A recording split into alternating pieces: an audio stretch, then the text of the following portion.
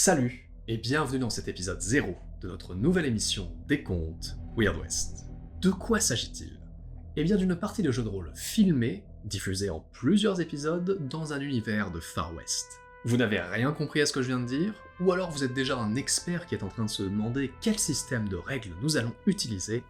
Eh bien l'objectif de cette vidéo est de répondre à toutes ces questions et même bien plus. D'abord, c'est quoi un jeu de rôle? Eh bien il s'agit d'un jeu à plusieurs, un peu comme un jeu de société, où l'une des personnes va endosser le rôle de maître du jeu et raconter une histoire. Les autres joueurs vont quant à eux incarner des personnages et décrire leurs actions, leurs interactions, qui auront une influence directe sur l'univers et sur l'histoire qui est en train d'être racontée. Lorsqu'une action ou une interaction présente une difficulté, que son issue est incertaine, eh bien c'est là que le système de règles entre en jeu. Bien souvent, il va s'agir d'un jet de dés qui va déterminer le degré de réussite ou d'échec de la dite action. En plus de cela, les joueurs incarnent leurs personnages un peu comme au théâtre.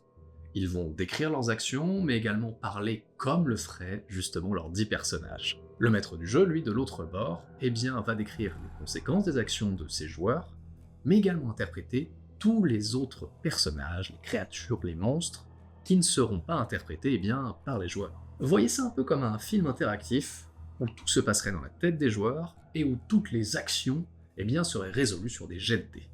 Pour cette campagne de jeu de rôle, nous allons utiliser le système de jeu Year Zero Engine, un ensemble de règles gratuites et disponibles en ligne que vous pourrez retrouver en description pour les plus acharnés. Mais pour rendre tout cela compréhensible, rien de mieux qu'un exemple. Ici, nos joueurs incarnent des soldats en pleine fuite lors de la guerre de sécession, et forcés de se cacher dans une vieille ferme à cause d'une tempête dans le désert.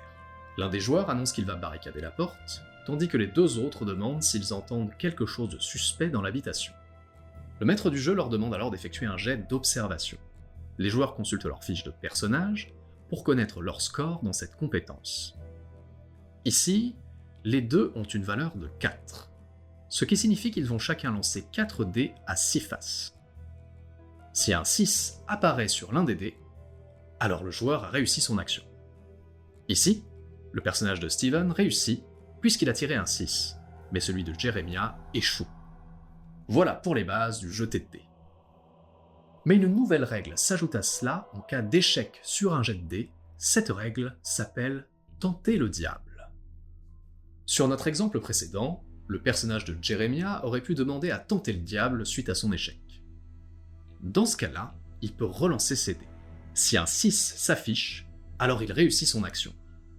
Mais attention, si l'un des dés affiche un 1, alors l'action échoue et le personnage prend un dé de stress et doit effectuer un nouveau jet pour déterminer s'il n'est pas dans une situation où ses nerfs lâchent. Le dé de stress va s'ajouter à tous les autres jets de dés du personnage sur tous ses jets de compétences suivants. Plus de dés, ça veut dire normalement plus de chances de réussir, non?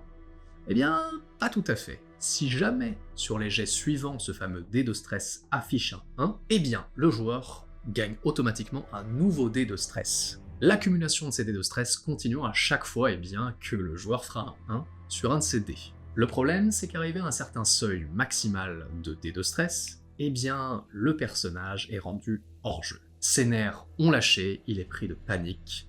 Bref, tout son état mental ne lui permet plus de vivre dans cette aventure. Tenter le diable, c'est donc un pari risqué. Un pari avec un gain intéressant, mais qui, à la longue, peut vous faire tout simplement perdre la tête. Pour représenter notre partie, nous utiliserons le logiciel Roll20 qui nous permet de recréer une table numérique avec les personnages, les objets, les décors, les créatures, et ainsi donner corps à notre univers. Le rythme de publication des épisodes sera environ d'un toutes les 2 semaines, avec une durée moyenne de 30 à 40 minutes. Pas le temps de tout regarder? Pas de panique. Tous les épisodes seront disponibles au format podcast sur les plateformes d'écoute principales. Et si vous êtes déjà en train d'écouter ce dit épisode 0 en format audio, dites-vous qu'il existe en vidéo sur YouTube. Tous les liens seront dans la description. Mais qu'en est-il de l'univers et de l'histoire? Nos personnages vont se retrouver dans la période troublée du western lointain. Une époque où les armes à feu et la sueur du front ont réglé bien des problèmes.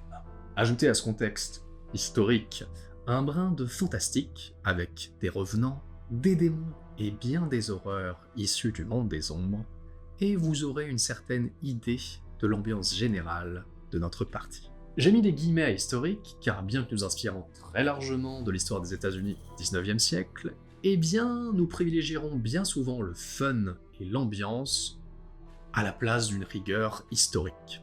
Avec les éléments fantastiques, attendez-vous également à des scènes d'enquête et d'horreur assez prenantes. Aussi, si vous êtes sensible à ce genre de sujet, dites-vous qu'un certain nombre de scènes décriront des éléments grotesques, sanglants et angoissants.